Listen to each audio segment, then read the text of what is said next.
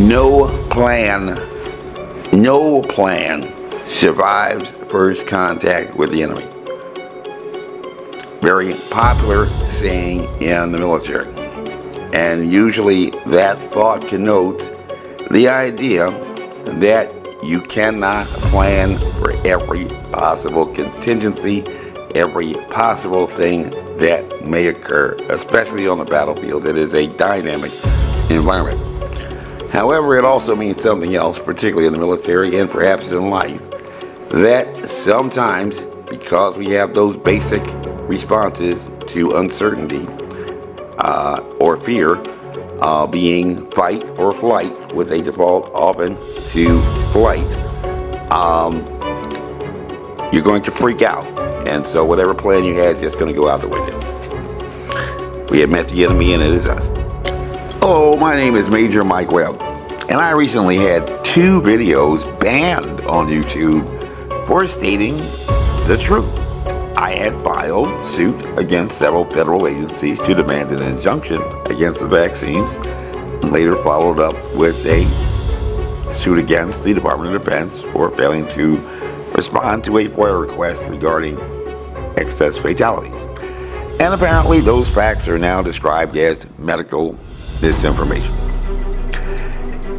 And now that matter against YouTube is before the federal courts, but for the next few moments, let's not talk about what I did or what I said, because that might be medical information, but rather limiting this discussion to the statements of the World Health Organization and federal, state, and local public health authorities to comply with the content rules on the YouTube platform. Marking the first anniversary of the pandemic declaration by the WHO, World Health Organization, the president putting the nation on what he had described, as I'll recall, as a war footing, had stated that when he had assumed the responsibility of the Oval Office 2 months before, this country didn't have nearly enough vaccine supply to vaccinate all, which was perhaps the goal, or near all, which is pretty near where we got, of the American public. And technically, he was telling the truth. But we will get back to that point in a little bit. But unless you are one of the 23 million Americans currently afflicted with the lingering effects of long COVID, over 1 million who are still unable to return to work, a medical condition that health authorities report, at least, that they are still trying to understand, you may recall a very firm assurance from the president that if we do all of this, if we do our part, if we do this together by July the 4th, there's a good chance you, your families, and friends will be able to get together in your backyard or in your neighborhood and have a cookout and barbecue and celebrate Independence Day. That was July 2021, when that was supposed to be the case. And technically, if you were listening intently, months earlier, back in March of 2021, the president did, in an abundance of caution, provide a little wiggle room on that promise, just in case, and only assured Americans that they may, possibly, which is very different technically from will, or satisfaction guaranteed, or your money back. And attorneys who have to defend salesmen for claims of false advertising actually have a technical term apart to describe this type of marketing information communication: mere puffery. You'll hear that 1 million times if you take a course in contract law. Affecting no implied nor expressed warranties. Why do salesmen engage in puffery?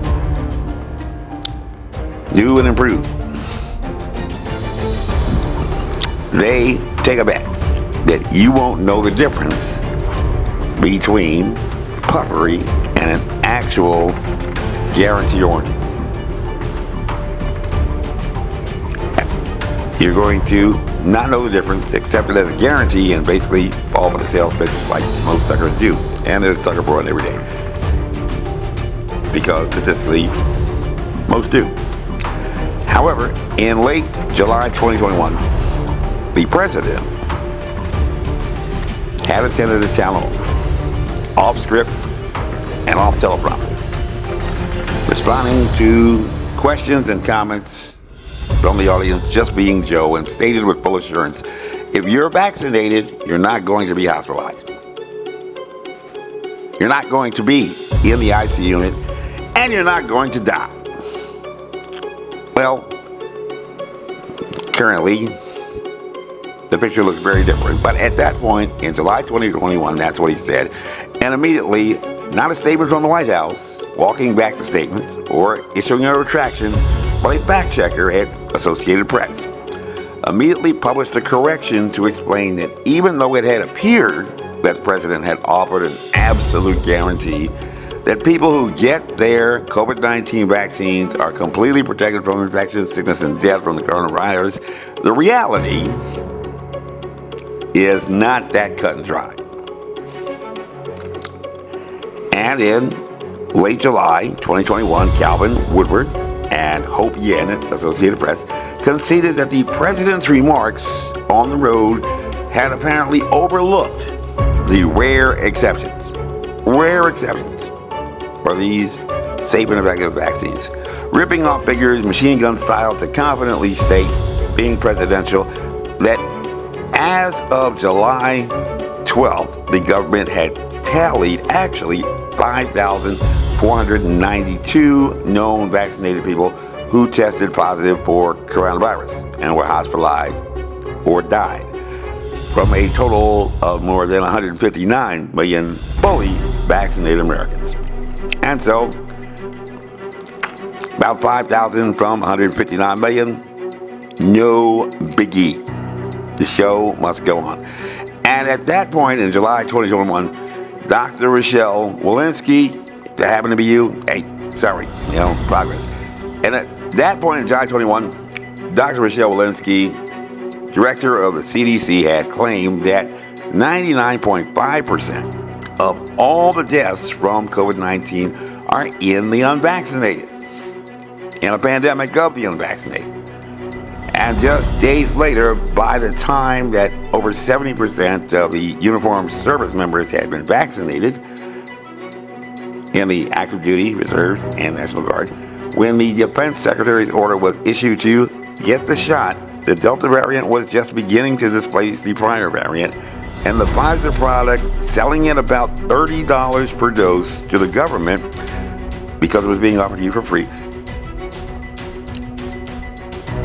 And you get what you pay, was still being released under emergency use authorization. If you don't know what that means, 2 years in a pandemic, haven't looked it up, probably already taken a vaccine, don't worry about it, it's in the past, can't turn back time. And slated for an approval by the FDA in mid-January 2022, but suddenly it accelerated through the approval process for private label marketing. That's what that FDA stamp means. Doesn't mean necessarily good to go, it just means that we can sell it, for which it now plans to charge between $110 and $130 per dose. And now recently there's news that Moderna folks are going to basically follow the leader, the market leader. But in July, end of July, events in Barnstable County, Massachusetts, or Provincetown, on the Vineyard, where upon initial reports from the CDC in early August, from among the 469 cases, later ballooned to over 1,000, a total of 346, or 74%, had experienced breakthrough infections, which would not appear to be as rare as had been reported even by the fact checkers at the Associated Press at that time. Okay, well, intelligence drives the mission cycle. We should be able to use this information to improve our performance. And General Austin has said that you can't win a war by rosying up intelligence. At that time, according to the CDC, 46% of the breakthrough infections had occurred with the Pfizer product on Provincetown, 38% had occurred with users of the Moderna product, and the lowest breakthroughs were found to be for users of the Janssen product, as low as 16%. But with the sample, this may have been only because of the far greater popularity of other products offered by Pfizer, the most popular, and associated in the earlier reports of Provincetown as finding the most breakthrough infections. That's just the way that kind of happens. If everybody has on, I don't know, red, and something happens, probably the people that are mostly wearing red are going to be the most affected. That's just kind of basic, statistical analysis. Nonetheless, it is clear that whether it was Moderna, whether it was Janssen, whether it was Pfizer, everybody suffered breakthroughs. So that's mainly what could be said from the early reports by August from Provincetown. Perhaps it can be said that not everyone did their part. That's why it happened. Perhaps it can be said that the president did only state during the announcement of the American Rescue Plan that there was a good chance, just a good chance, not a full guarantee, that the pandemic would be over by Independence Day. But he had, yet still unequivocally, satisfactorily guaranteed, promised that if the plan had failed at any part, he would acknowledge that it had failed, which did not occur. Even when the Associated Press had in late July had to cover for the president to explain that for the vaccines, technically only COVID-19 countermeasures, according to the Emergency Use Authorization Declaration, the reality is not that cut and dry. Nor was there issued any statement in terms of possible problems with the vaccines before their approval, the Pfizer product, by the FDA, after we found the reports in Provincetown. But in 2015, the National Academies of the Sciences, Engineering, and Medicine, the nation's preeminent source of high-quality, objective advice on science, engineering, and health matters, who employ top experts to participate in projects, activities, and studies to examine and assemble evidence-based findings to address some of society's greatest challenges, very respected, had dedicated the time to produce an entire book. Maybe you could pick it up, it's online, some 257 pages long. Practice your phonics if you want, to discuss the concepts of reproducibility and replicability as it applies to the scientific method. And this might be important, to kind of get yourself familiar, especially if you're going to be following the science in a pandemic. And according to the National Academies, reproducibility is obtaining consistent results. Go out to the casino, you toss the dice, and you always roll sevens. May say something about the dice, not about you. But reproducibility is obtaining consistent results using the same input data, computational steps, methods, and code, and conditions of analysis. 1 + 1 should always equal 2 in reproducibility. And this definition is synonymous with the computational reproducibility, and the terms are used interchangeably in that report. Their definition of reproducibility focuses on the computation, the math, because of its large and increasing role in scientific research. And a lot of people have some work to do on math. In fact, in pandemic, math scores the lowest since we began taking track in the 1990s. And the National Academies of Science say that reproducibility is strongly associated with transparency. A study's data and code have to be available in order for others to reproduce and confirm results. It's one of those times you can say, hey, OJ, can I borrow your homework? I'd like to see what you did. No secrets, so that everyone has the opportunity to participate in the scientific debate, to share your notes, which we generally have not found in pandemic, by the way. Conversely, according to the National Academies, Replicability is obtaining consistent results across studies aimed at answering the same scientific question, each of which has obtained its own data. So what are we looking at? We're looking at the data. Here we're looking at the results. Is this happening at the same time? Two studies may be considered to have replicated if they obtain consistent results given the level of uncertainty inherent in the system under the study. We cannot exactly reproduce conditions, in the great big world. For example, there would be replicability in a study on household trace contacts. Very, very important thing that you want to be looking for in a pandemic or a public health crisis. In fact, the CDC had said back in the Ebola health crisis that occurred in Zaire, this was the key to disrupting the spread. Of course, we didn't do a lot of trace contact studies in the pandemic, and I don't know, somehow we ended up with over 6 million dead. Maybe it was the not doing the trace contacts. I can't say. I'm not a scientist. If the same secondary attack rate was obtained in one country and was found in another country, as long as all the pertinent conditions are all the same in other ways, then this is good. We have replicability.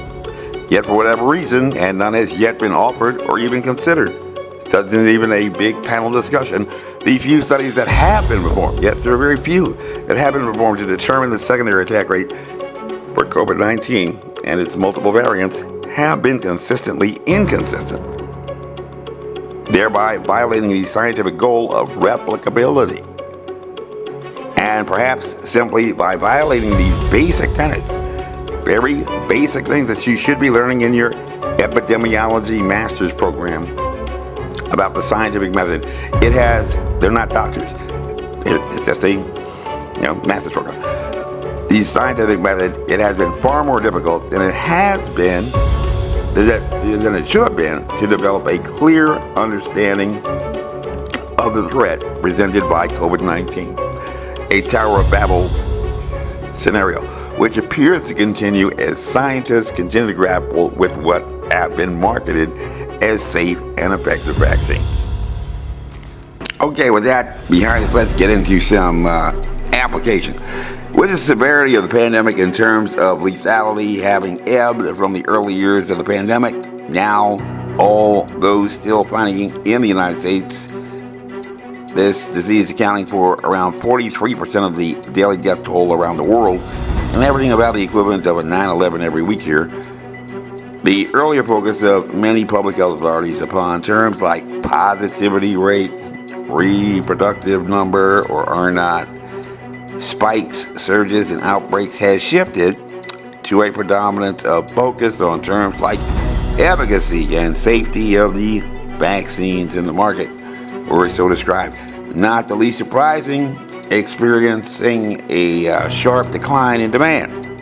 The general thought being, if the disease is not going to kill me, I have far better things to do, and having lost 2 years of enjoying life, I'd rather get back to my exciting adventures. It is what it is. Maybe that speaks to your situation.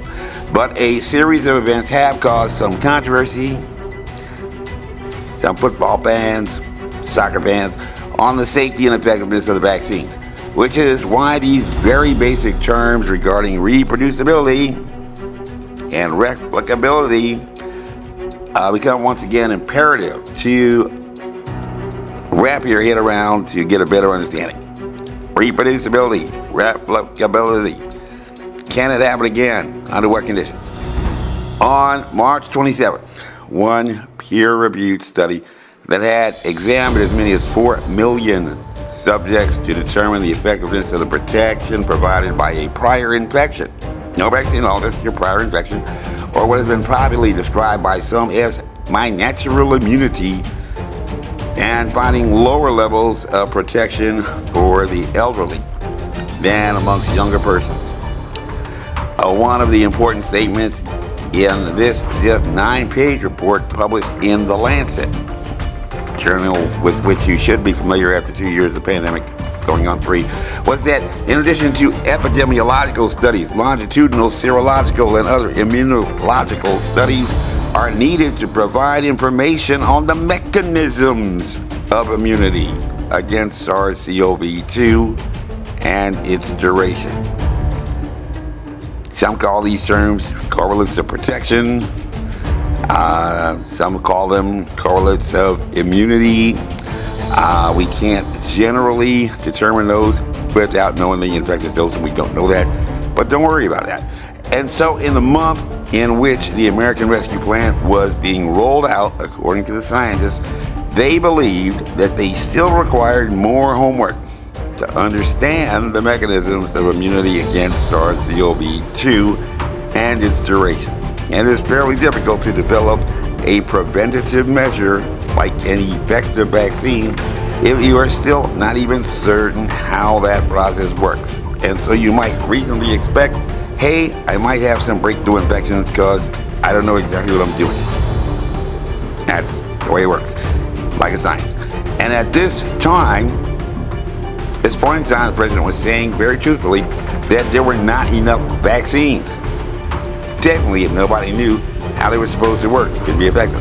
But he had also stated that he had been working with the vaccine manufacturers, Pfizer, Moderna, Johnson & Johnson, to manufacture and produce hundreds of millions of doses of these 3 safe, effective vaccines, which should sound a little suspect. Why would you be trying to buy millions of things that don't work? Well, because there's a demand. People want to have them. No brainer. During the emergency use authorization by November 2020, maybe you want to be the first on your block.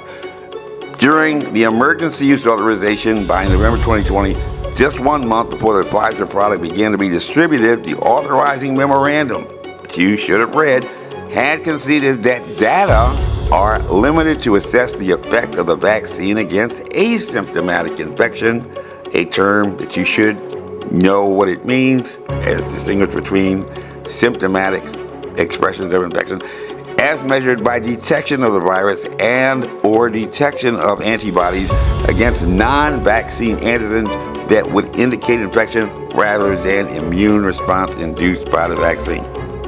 Data are limited. Can't examine what you don't have. But more importantly, on July 28th, 2021, when the mere preprint of a safety and efficacy study had been published, not a peer-reviewed report, mere preprint, on the Pfizer product just 1 month before it would be approved for private label marketing by the FDA, researchers had clinically concluded that early protection against COVID-19 without robust serum neutralization indicates that neutralizing titers alone do not appear to explain early BNT 162b2 mediated protection from COVID-19. Conceding essentially, right there on paper, if you read it, conceding that whatever protection had been accrued could not be entirely explained by the product itself. Something else was happening, but they didn't know what it was. And they suggested that possibly, conceivably, other immune mechanisms, e.g. innate immune response, CD4 plus or CD8 plus T-cell responses, B-cell memory responses, antibody-dependent cytotoxicity may contribute to protection. And if you don't know what any of these are in a pandemic, you're just taking the vaccines, following orders. Don't worry about it. You know, it's in the rearview mirror. Can't turn back time. Simply stated, it would be near impossible to reproduce results for effectiveness if a researcher has no idea how his product actually works. You know, I think this rocket is going to go to the moon. Never tried it before, and I'm not quite sure, how much, gasoline I'm supposed to put in. Oh, I'm supposed to use rocket fuel? Oh, nobody told me. And that's just common sense. And since we can't turn back time, if you got the shot and didn't read the report, honestly, don't know what to tell you. Well, you can only blame yourself. So let's wrap this science discussion up, shall we, ladies and gentlemen, with a little review. Back in 2015, the National Academies of Sciences, Engineering, and Medicine, a prominent independent organization representing the top experts in their fields, had considered it important enough to take the time, even without a pandemic, to refine their understanding of two and only two basic terms that are driving determinants of the scientific method. What evolutionary pressures caused them to meet at that time, we cannot say, but they thought that it was important to look at reproducibility, which is a computational application, making sure that everyone is doing, la-di-da-di, everybody is doing the same math when examining the data, so that the apples are treated like apples and the oranges are treated like oranges. We don't want you doing a study saying you're looking at serious adverse events and calling it, I don't know, this, that, and that, but this other guy is looking at somebody else. We want to be able to have some sort of commonality, so this way we can talk and everything sounds the same. We don't want one guy speaking in French, one guy speaking in Spanish, one guy speaking in English, and not being able to understand. But for going on the past 3 years, that has not occurred, which may, can't say for certain, explain some of the problems that have been experienced. And they also have delved into very deep discussions, these experts at the National Academies, about the term reproducibility, which tends to focus on results, so that if 1 + 1 = 2 in, say, Bangladesh, ceteris paribus, a very nice Latin phrase for all things being equal, 1 + 1 should also equal 2 in Anchorage, Alaska, equal to even on the moon. Constancy, but predictability. But both are very basic concepts, Sesame Street simple, that for unknown reasons in a paradigmatic shift towards focusing on what has been described as evolving science, have a new virus, so throw out everything and invent new science, has found multiple unexplained anomalies and unknowns, to include the infectious dose for this disease that we're still trying to understand. So, if everyone is fully confident that they have now a full and complete understanding, comprehension of these very basic scientific concepts that it took scientists almost 250 pages to explain, maybe because they're scientists, grab your number 2 pencil and examination booklet to be prepared to be administered the final practical exercise focused exam. Are you ready? Prepare to copy. If scientists who have been developing the amazing, safe, and effective vaccines that over 80% of Americans, that may be you, have been administered but had no idea exactly how the mechanisms operated and could not explain what other reactions had been occurring within the body to explain the clinical results they had found in assessing only efficacy and not effectiveness. 2 distinct terms, and if you don't know that by now, don't worry about it. We can't turn back time, and you've probably already done enough with that. Lacking any knowledge of the infectious dose required to produce a state of infection or disease based upon your own understanding, limited or broad, of reproducibility. After this instructional video, what effects might you reasonably anticipate in terms of safety? Just take a look at the past few years if you need a hand. Recall, we don't know how the product works. Imagine hopping on a spaceship to go to Mars, and the guys who put it together have no idea how it works, and we don't know what the reactions it is setting off in the body, which may be some problems. Maybe it's doing good stuff. Pencils down, time's up. Pass your examinations forward. Ladies and gentlemen, as you were, this briefing is unclassified. Carry on. Honest.